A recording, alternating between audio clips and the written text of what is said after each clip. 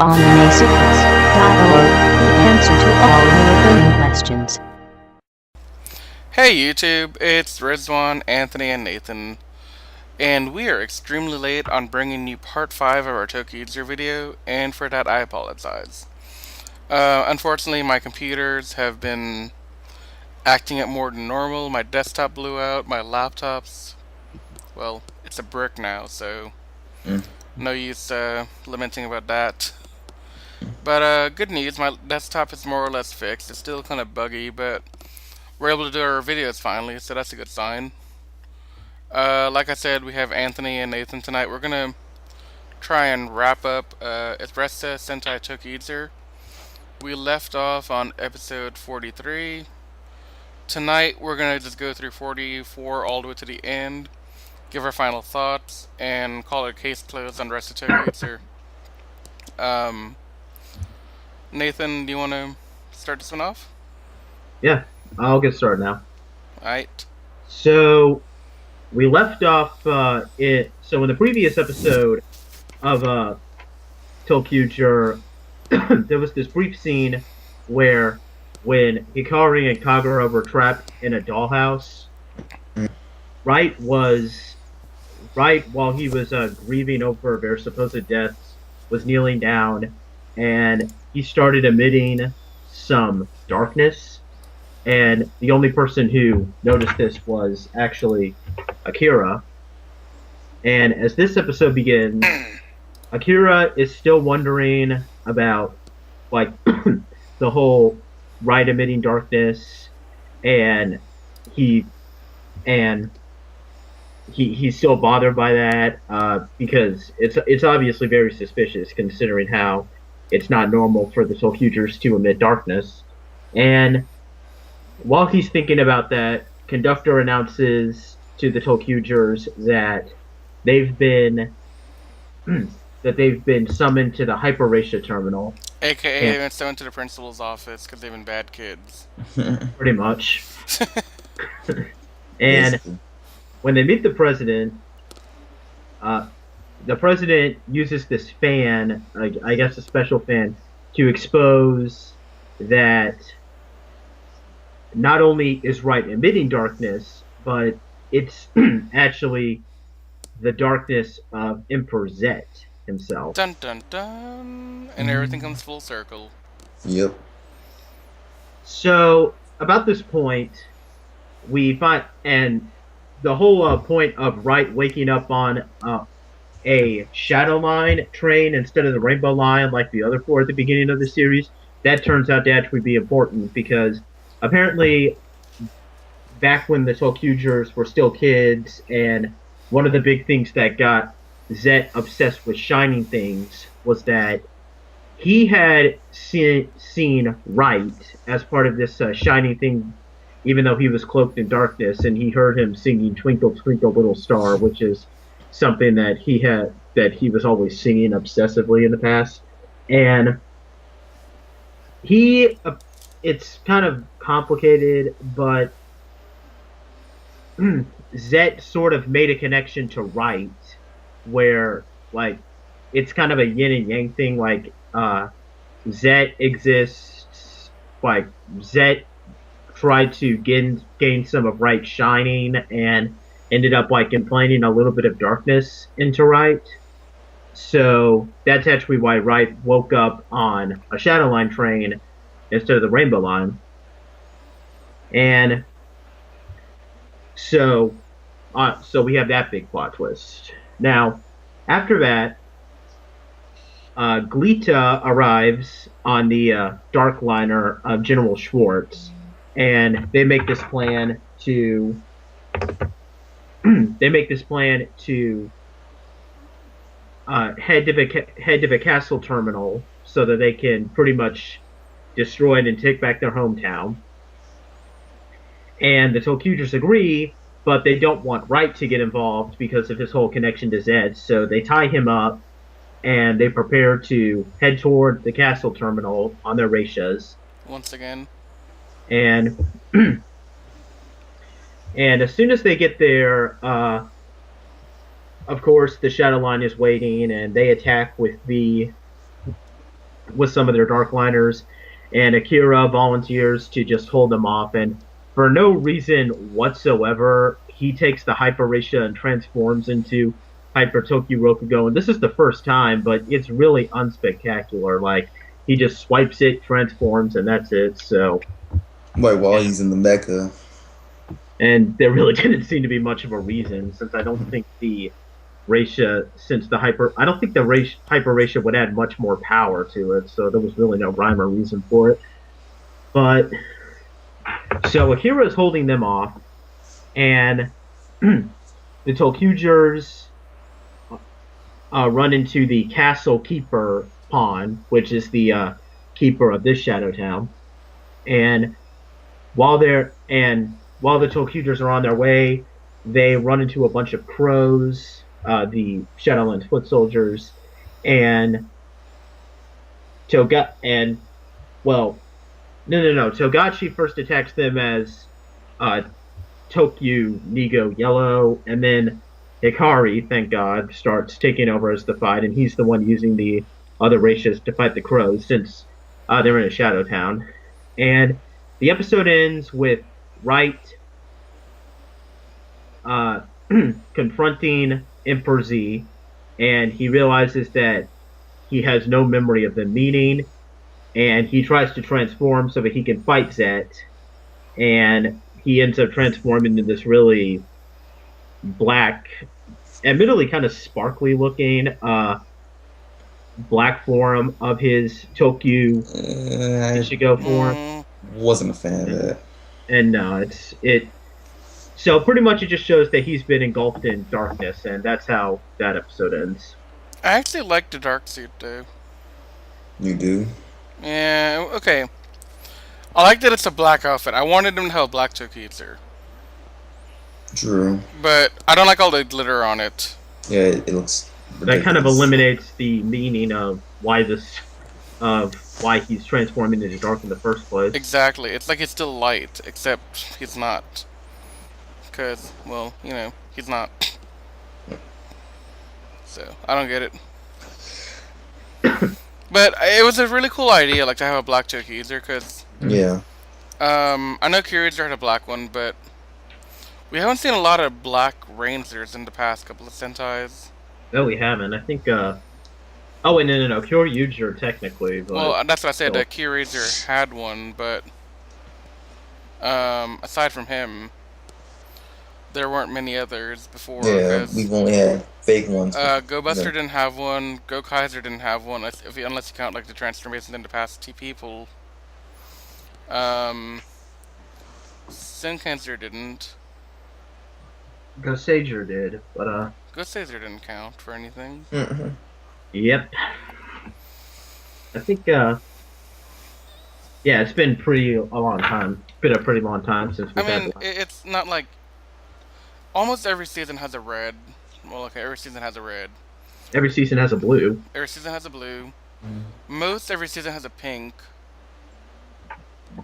And all but 3 seasons have yellow. Yeah.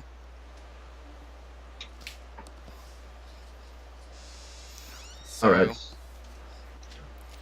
There's definitely some level of like lacking in the black department, but Yeah.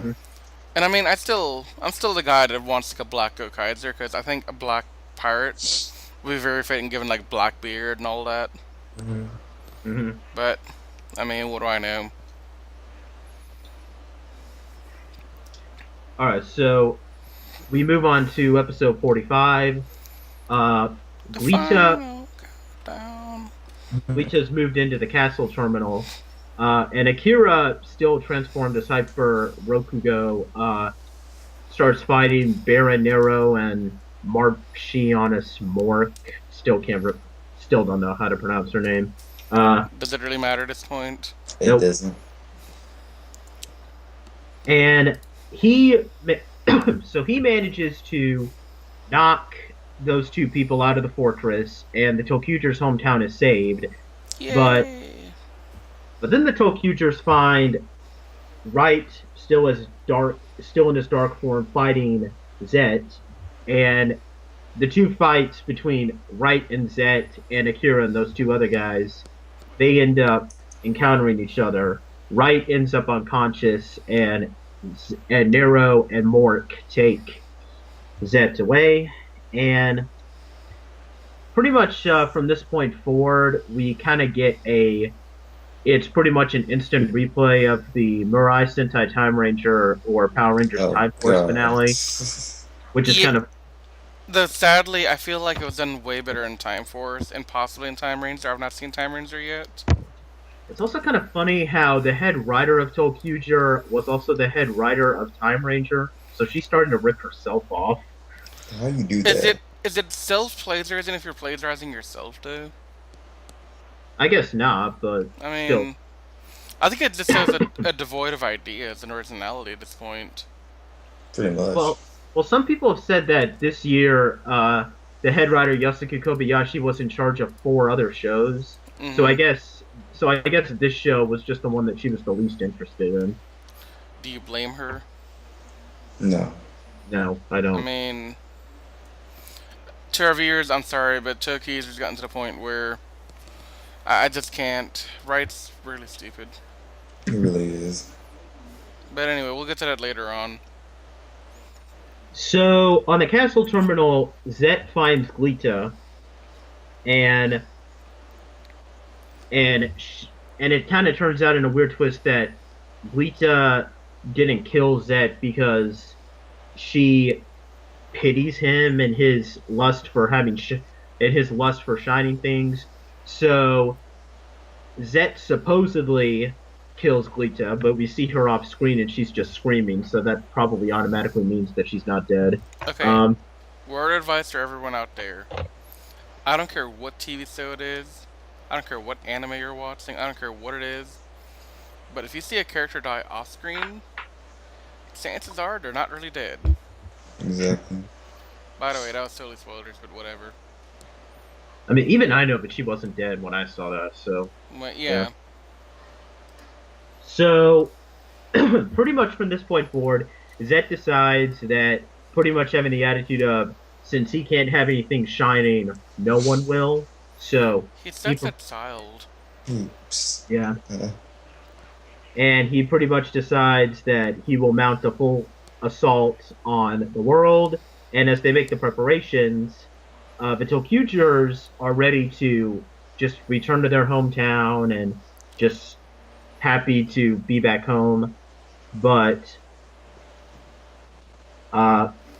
Wright and Wright is worried about what will happen to him since he's been in darkness for too long, and he doesn't want the other ToQgers to share his fate. So the president tells him that the best way for them to do that is to destroy their rainbow passes, and they'll forget about being ToQgers. Yeah. And Yeah. so as they make the preparations to go fight, first Wright sneaks the rainbow passes away. Then he gets on the train, and we get pretty much the exact same scene that we saw in Power Rangers Time Force. Wright's on the train, and he's about to head away, and we got people banging on the door, and this is supposed to be a big dramatic moment. Wright throws their rainbow passes into fire and destroys them, which reverts them back into their kid forms, and they lose their memory, which is shown since Akira quite briefly encounters them, and they don't recognize Akira at all. Yeah. Yeah. And even though it was a plan for Wright to wait for Akira so that those two could fight together, Wright decides that he wants to go in alone. And we once again rip off Power Rangers Time Force with this in the final scene of this episode, where Wright literally charges at a large group of foot soldiers unmorphed, and that's literally how the episode ends. But Yeah. it's nowhere near. Meanwhile, Akira realizes that Wright sent him to go make sure that the kids are okay, just so Wright could go do that alone without him around to get hurt as well. So. It's not exactly as effective in Power Rangers Time Force, though, because Wright is now Wes. Well, Wes the badass, so I mean. Mm-hmm. And then Eric is really cool too, so. Exactly. Yeah. So in our penultimate episode, Station 46, Good use of the word. Wright is fighting against. Wright manages to successfully defeat the foot soldiers, but then Zet arrives and Wright pretty much gets his butt whooped, and Owned. Akira manages to come and save him, but he ends up heavily injured, and I'm not entirely sure how this all works. I know that the other four ToQgers return to their secret base and they start remembering Wright, and that ends up resulting in them creating new rainbow passes, which helps them regain their memory to become adults and ToQgers again, I think.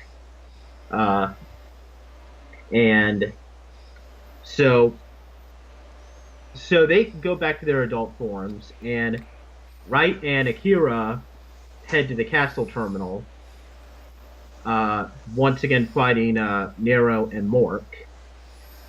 And the episode ends they get cut off from Akira, and I'm not sure how this happened. All of the other ToQgers except Akira get engulfed by darkness at the end of the episode with the Hyper Ressha terminal and in the Rainbow Line Express, and then Zed transforms the castle terminal into this giant monster, and it just ends on a big cliffhanger. Nothing really that big. And then finally we get to our last episode. Huzzah! Yay. Finally. Yeah. Carry on, Nathan. So the ToQgers arrive. Well, okay, actually, no. Now I remember what happened. Wright and Zet were both engulfed by darkness because Wright was defeated by Zet. So the other ToQgers arrive in the Rainbow Line, and they successfully save Wright. And at the same time, Akira encounters Baron Nero, and we do get it. And this is actually a really cool moment that kind of partially saved the finale for me, where Akira, despite all throughout the series, Akira's been going around claiming that that every single battle is going to be his place to die. Yep, and and this ends with him declaring that he will keep on fighting on the Rainbow Line, and it will be his place to live. So we get some final moments of character development for him, and that's pretty awesome. It is. That was really cool. I'll agree with that. That was cool.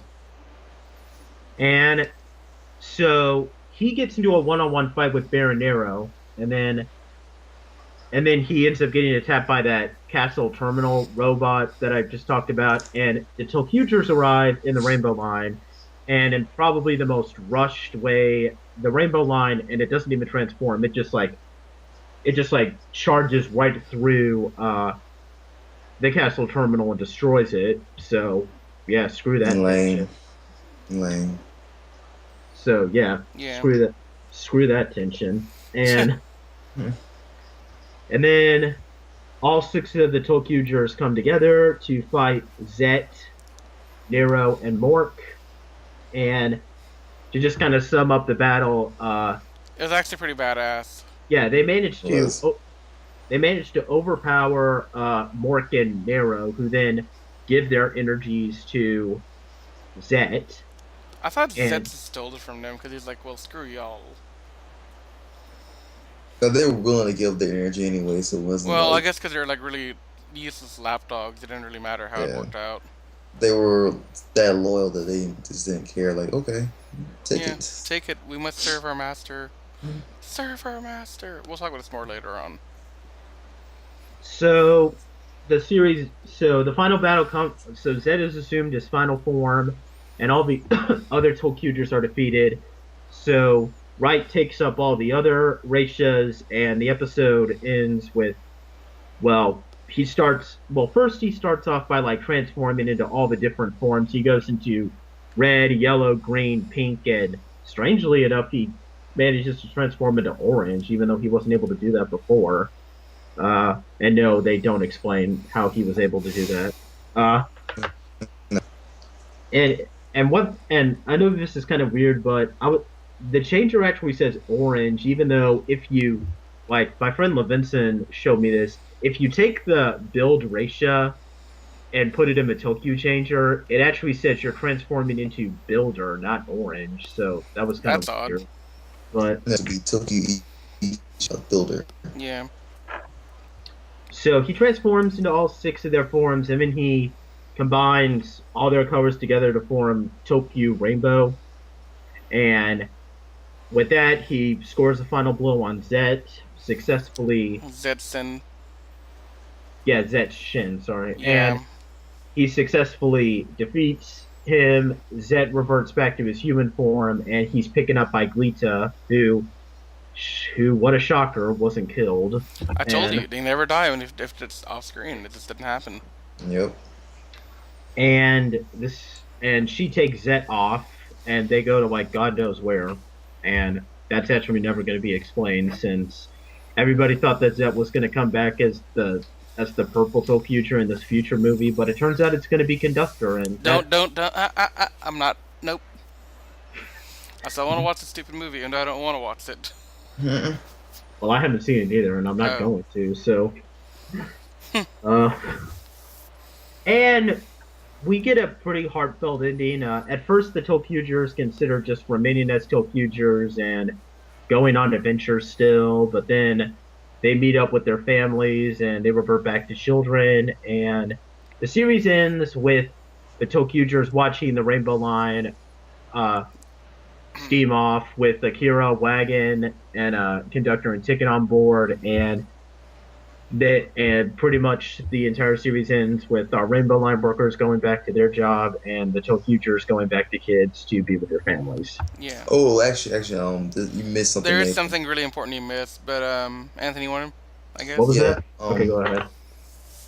When they arrive at their town, they are greeted by their family, and one by one, they're like, "Oh well, you know, I knew it was you the whole time," and you know, even though they were still adults, they still recognize them as their children, and it was very heartbreaking. I felt part. You know. Yeah. Also, there's a filler episode where the ToQgers write these letters to their parents to say, "Hey, we're coming to get you. We're coming to save you." And they throw it on the dark hole to the Shadow Land where their town was. And lo and behold, the parents actually got the letters, and that's how they recognize the kids as being in their adult form. Hmm. So that was pretty cool, actually, in my opinion. Like seeing that little interaction, I was like really heartfelt. It was a really good ending to a really bad Sentai. Yes. Although this is kind of funny enough, like I'm just now looking at this, and this is really interesting. The final battle literally seems to be almost like, I mean, with a few changes here and there, it almost seems very similar to the Gokaiger final battle. Like Yeah, it is. you have them doing the roll call before they've even completed transforming. Mm-hmm. Wright manages to break Zet's sword in the same way that Guy destroyed Akudo's Gil sword, and Yeah. the final battle and the final blow ultimately comes up with like one of the Rangers holding up the team bazooka at point blank and everybody else joining in, and that's how they defeat him. So, Well, that's what I found really weird about it was that ending where they do that. mhm. Like when I was watching the first time, I was like, okay, this is really epic. But at the same time, I'm like, well, the reason it's epic is because they're dropped off of Gokaizer, and I love Gokaizer. Hmm. But I guess we can get to like actual discussion of the season because we're done with the story. Mhm. Yeah. And I'd like to open up, if you all don't mind, with some thoughts on the matter. Go ahead. Go ahead. So, okay. Like I mentioned in the previous video, this is my second full Sentai I've watched. The first one being Gokaizer. And as of early this morning, I actually watched the entirety of Kyoreizer, the season that preceded ToQger, with the motif of dinosaurs, and it was pretty epic. I loved it. So, 3 Sentais down, all 20 seasons of Power Rangers, and I have to say that on a whole, ToQger is probably on the lowest of low tiers in terms of quality and plot and character development. I agree. When you have like characters that are being overshadowed this badly by a red, you start to wonder like what is going on here. And I'm gonna point this out because I've heard this on numerous forums, and it's fresh in my mind because I was finished it this morning. But ToQger is infinitely more red centric than Kyorazer is. Hmm. And Kyorazer is kind of red centric, I'll give it that, but not totally. At least the red is kind of likable in Kyorazer, whereas in ToQger, I have no love for Right. Hmm. Right from day one was irritating to me. Yeah, And I could definitely agree with that. Like, I may not have been the biggest fan of Daigo, but at the same time, I thought that Daigo was at least an upbeat character. He never did anything like completely annoying or anything. no, like, okay, the thing with Daigo is, and I know we're talking Kyorazer, but it's a good way to contrast two characters that are more or less the same thing, but how they're implemented is different. Daigo and Right are both really optimistic. They're both very positive characters. They see the best in everyone. They want to be the best in everyone. Like Daigo goes around like saying we're a Sentai, we're this, we're that, we're an awesome team, we love each other, whatever. Um, Right is all like, well, I can see the battle in my mind. I see how it's gonna end. I'm a really badass, this and that. And they both try to inspire their teams. The problem is with Right, I don't feel inspired Hmm. half the time. I feel like, okay, cool. You can imagine some stupid ending because you're imagining it, but imagination just doesn't work as well in this motif, I guess. Hmm. Um, I don't know. It just it bugs me the way Right was in this season a lot. I mean, in my opinion, I think the villains are better developed, I agree. and that's sad. And I can definitely say, like, as of now, I have seen 18 Sentais all the way through, and every now and then there'll be like a bland red, like for example, Sun Vulcan, the red. Well, the second red was okay, but the first red was incredibly bland. I I don't care for Gosei Red, but still, A lot of I really annoying. but Yes. still, I Yes. have to admit that Right is probably the Sentai Red that I still hate the most. Like, and that's really saying something. So. Yeah, when you've seen 18 of them and you still think Right's the worst. Now, how does Right compare, in your opinion, with like the Rangers, like the Red Rangers we've had, Well, like Axel Power Rangers, or like its Japanese equivalent? what? Oh, you mean like Power Rangers and Power Rangers not Sentai? Yeah, like how would Right compare with the other Reds? Like I don't know.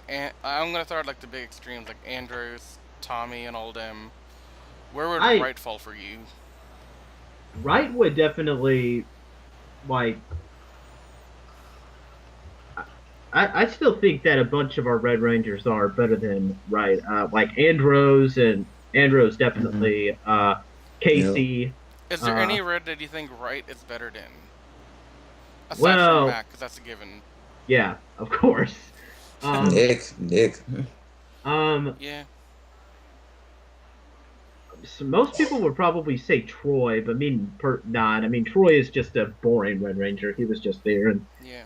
I would probably call him better than Nick because Nick was like at least right when it came to like stealing the show. He only stole like the first five, like the last few episodes.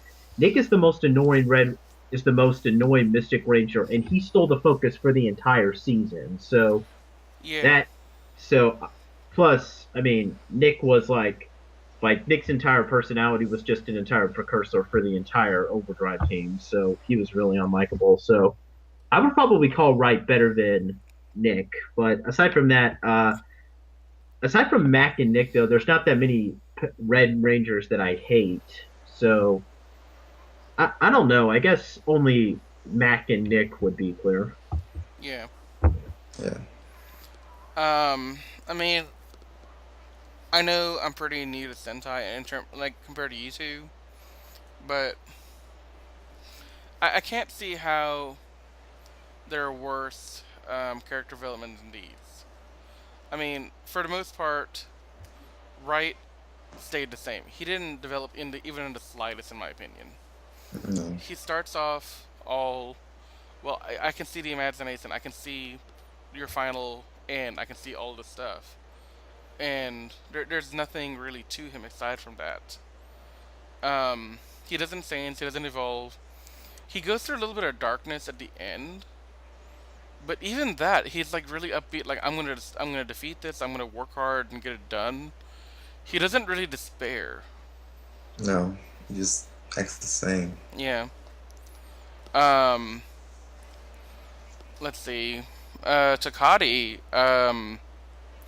They gave him a lot of focus episodes. I felt, but they don't give him a lot of actual development, which is really weird to me. Like I just finished watching a season where people are telling me it's red centric, but yet I can with a lot of confidence say each of the primary six got some level of development where they come out the season different than they came in. Or I this is my agree. perception to me. I mean, it's just Takati came in as really nerdy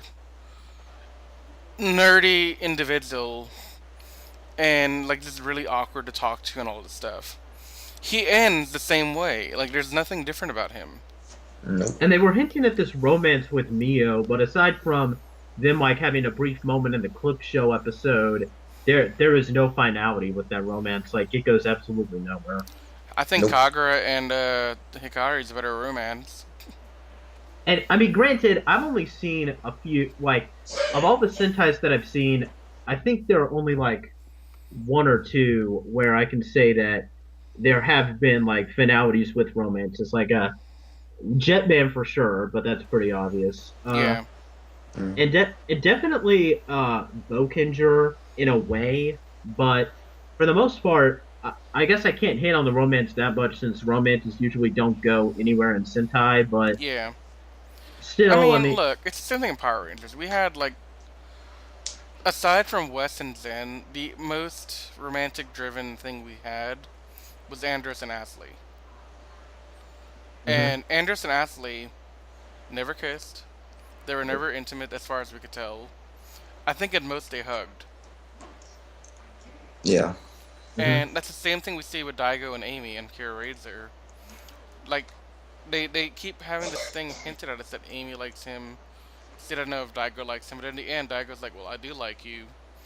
And at the end, I expected like a big kiss on the lips, but instead we get like this really touching hug where they're just like close to each other, they're touching and all that. And then 100 years later in the movie, you see the finality of the romance where because they've gotten married, they had the kids, they had grandkids, and the great grandkids, and all this nonsense. So there is some like finality with that one. But here, Mio and Takati, I don't see it at all. No. Like, there was like one episode that they like hinted at it, but nothing came out about it. Yeah. Kagura was a really cool character, I thought. She was really adorable and sweet. Yeah, still, Kagura is well, no, I'd say my third favorite because like Hikari and Akira are both my first and my second, but Yeah. I, I still liked her. I did think it kind of sucked that most of the episodes kind of showed that she was acting more like a sidekick to Hikari and Mio, and I can't stand it when Sentai is like that. Mm-hmm. Yeah. But still, when she did act alone, like in that episode where she wants to bake a cake, it was awesome. Yeah. Mio was really like just a overprotective mother hen, but at the same time, she didn't do a damn thing. No. If I were to be totally honest, I think only two characters actually developed in the entire thing, and that'd be Kagura and that'd be Akira. And when I say Kagura, that's really stretching it. Like that's pulling at straws at that point. And I would say that Mia was just again the writer kind of copying herself again because Mia almost seemed like a complete instant replay of Shinken Pink, and Hmm. she was the head writer of Shinkenger too, and Shinken Pink doesn't give much development either. It's like she's probably the least developed Shinkenger, Hmm. so yeah, Mia's just an instant replay of her. Yeah. Who else? Hikari. Hikari's my homeboy, dude. Like, he is hands down a total badass. Hmm. Yes. I mean, he's no Um, Soji, but he's cool. yeah, he's not Sozi by any means, but he's a good second to Sozi. I think Sozi and him would get along really well. Mm. Most likely. Um, I just love Hikari. I love his, like, Kendama detective thing. I loved how he's, like, the cool, rational, thinking it through kind of guy. I really would like to see a Sentai, and Nathan, you can probably point me to one, where we have a Sentai where the main red is like Hikari. Like a serious Red Ranger. Yeah. Yeah, there's probably I mean Shinkenger for sure, but Aside from uh Sinkins, there's anything else? Jetman, the Red Ranger, is like straight on serious. So Mm-hmm. I mean he's a former soldier too, so I would even go as far as say even Goldbuster Red is yeah. kind of serious. Yeah, I could probably see that. Uh I mean, it's kind of hard to find serious Reds nowadays since they're kind of intent on making our Reds be kind of goofy, hot-headed people, Yeah. but still, I mean, every now and then we'll get a serious Red, and you just got to appreciate them when they come. Yeah, Yeah. I think like Ninja is like he's a balance of both. Like he wants to be serious, but he still kind of does things, in a goofy way. Mm. Let's see, who else did we have? Akira. Akira. Yeah, Akira is probably the best developed character we had. He went full circle, like, started off villain, went down the path for redemption, working as a railway man for the Rainbow Line, became a ranger, but was like an outcast, or made himself an outcast. But then by the end, he felt like he was part of the team. He felt like he really cared for these people. He actually wanted more from it. Yeah, I can. Especially that whole like Christmas episode saga where like he's forced to be turned against the ToQgers. I think that was a really good setup because it was probably the ultimate test of his bond with the team, and Yeah. that Yeah, was already kind of shown to be kind of questionable in the past. So Hmm. yeah, Yeah. Um. Aside from that, I mean, I really, really, really, really hate, hate conductor and ticket. yeah, they were not good. The Not fact to a that team. conductor becomes purple pisses me off to no end. that uh, they almost feel like I really hate to say this, but and especially since Riz hates this season, but I really want to say that as far as mentors go, they're like the equivalent of Princess Shayla Oh because yes, they definitely. they are Yeah, annoying. That I can't figure out if they have any wisdom to offer as a mentor. They barely qualify as a mentor. They're pretty much like Princess Shayla. Actually, Nathan, I'm gonna have to disagree with you here. Like, what do you mean? I mean, I think Sailor was a better mentor than these two. Jesus. Wow, damn it! And considering coming from you, and Wild Force is like your second most hated season, that's kind of big. I Hmm. really that's just to the level that I hate them. President was okay. I don't mind if President were actually a mentor to them. I- this would be a little bit better, I think. He As explained more. He does explain more. He actually give a crap.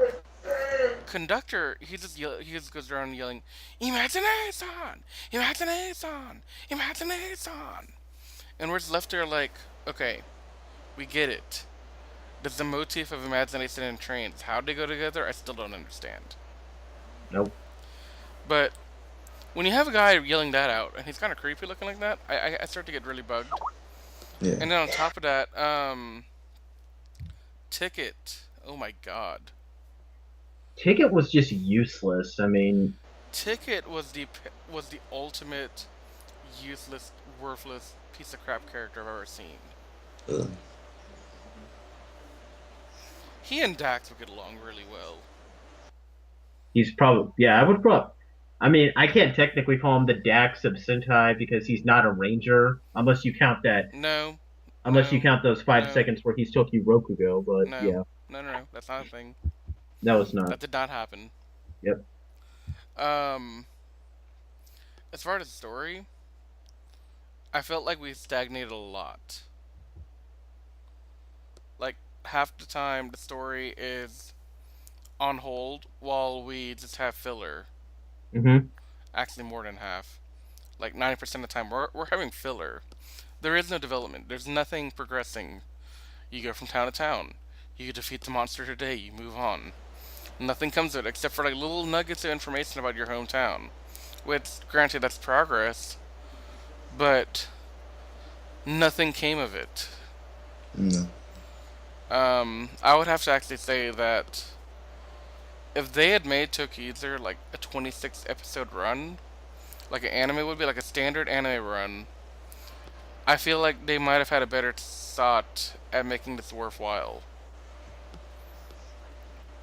Yep. The idea was cool. Like, trains are not a bad motif. Uh, the Shadow line, the Rainbow line, that's all cool and all, but Yep. having this much filler, having this much disappointment, having such a horrible cast, well, having a cast treated the way that they were, it just didn't work. It won't work. There's no way you can make it work. It. Yeah. Yeah. I totally agree with that. I can't really say anything else. Yeah. Um, do you have anything you guys want to add on? Things I missed, things y'all missed, final Not words? really. Um. Well, if we're gonna go around and like say our just complete final thoughts, just to uh sum this whole thing up, I still hate Gosager the most. This is Gosager is still my least favorite Sentai. This does come close though. I don't it does have way too much plot. No. It doesn't have enough plot. Uh the only thing that makes this rank below above Gosager is that it does have a like one more interesting character than Gosager because Gosager's only interesting character is Gosei Knight. So for me, it's not as bad as Gosager, but it's still just it was a bore for me, and it watching it almost felt like a chore actually. So that's pretty much all I have to say about it. Well, what would you give it? What would you give it out of 10? I would I'd probably give it I guess maybe a 5 out of 10 because I don't want to rank it too low because I mean Hikari and Akira were really awesome characters that and there were a few moments where ToQger could be really awesome, which is a lot more than I could say for Gosager. So I guess a 5 or a 6 out of 10. That's kind of hard for me. I'll say 5. Okay. Anthony, got any last words? The ticket was an annoying prick. What? Ticket was an annoying prick. Nah, that's a good final word. Yeah, I think I said my piece. I mean, the story was really badly done. There's no story whatsoever to speak of. The character development was sit. Like nothing happened to them ever. And I read a theory at one point where they say, "Oh, the reason you don't get character development is because they're still kids. They haven't aged at all to mature or anything." I'm like, well, that's bull. These are superhero kids. They just saved the entire world from a shadow line. They have to have matured or grown up in some way or another. Exactly. But Hmm. they really didn't. I mean, yeah, the characters say they grew up. I don't see it though. I just didn't see it. And while I did really enjoy the ending, that last battle scene was pretty epic. That didn't make up for everything else that happened. Yeah, So it's I guess, in all honesty, I could probably call it an instant replay of Ghostager. It wasn't like it had an enjoyable ending arc because I'll admit that Ghostager's final episode was awesome, but that's hardly enough to save the series. Yeah. I would actually give this a 4 out of 10. Ooh. But, I mean, you gotta remember, this is a skewed sample for me. Your rating carries a lot more weight than mine will because I haven't seen nearly as much as you two have. But given all the animes I've watched and everything else I've seen in my life, on a grand total, taking everything into account, this is definitely a 4 out of 10 material. So, that's all I have to say about ToQger. Me too. Next Thank you. time we will be on episode 6 of Toku Secrets. We're probably going to start talking about Ninja a little bit, giving our first thoughts on it, talking about the anniversary. I don't know if it's an anniversary thing, but I do know that Kaku Ranger and Hurricane Ranger will be making an appearance in episode 7 that comes out later this weekend. Hmm. So, I would like to have like a little talk about Ninja, the first impressions, and all that. And then after, we're probably going to start talking about other Sentais, Kamen Rider maybe. Um, if any of our listeners out there are still listening and they like what we do, I'd encourage you guys to like, subscribe, comment, and pass the word around that Tokyo Secrets is a thing. And also, if you really enjoy what we're doing here and you want to be a part of it, I am accepting applications in the form of an email to me stating you're interested, and we'll get in contact with you to audition and see how you'd fit in with the team to maybe add on more people to our podcast to just broaden the experience for everyone, make it more a diverse group. So, if you're interested in joining Tokyo Secrets, send me an email at drake@animesecrets.org, and I will get back to you as soon as I possibly can. Like I said, my computer's been kind of weird lately, so it may not be an instant reply, but I will definitely reply to you as soon as possible. So, with that said, this is the end of our first full Sentai review on Tokyo Secrets. Yes. I would like to Thank you. thank everyone that stuck around all this entire time and listened to everything we had to say, and I would like to thank you all. ToQger was probably not the best one to begin with, but we're hoping to get to more fun stuff like Kyuranger or Gokaiger or heck, I even want to like talk about Go Buster at some point or even Zero Ranger. There's so many other things out there that are so much more better than this that I want to start exploring all those with you guys and start bringing you more information on Sentai, get you guys more involved with it, and I don't know, just like spread the love of Sentai. So, and Tokusatsu as a whole. I mean, I'm not gonna leave out my Kamen Rider bros that are like, "Well, Riz, you promised to talk about Kamen Rider at some point. We'll get to that too at some point. So, stay tuned." And with that, we're going to bed. Good night, everyone. Good night. Night, guys. Good night. Night, guys. Good night. Night, guys. Good night. Night, guys. Good night. Night, guys. Good night. Hey, you! Don't forget to subscribe to our YouTube channel for more videos. You can also check out Anime Secrets on Twitter, Tumblr, and Facebook. Do you want more than that? I know you do. Then go to our website where you can see daily updates and articles and exclusive interviews.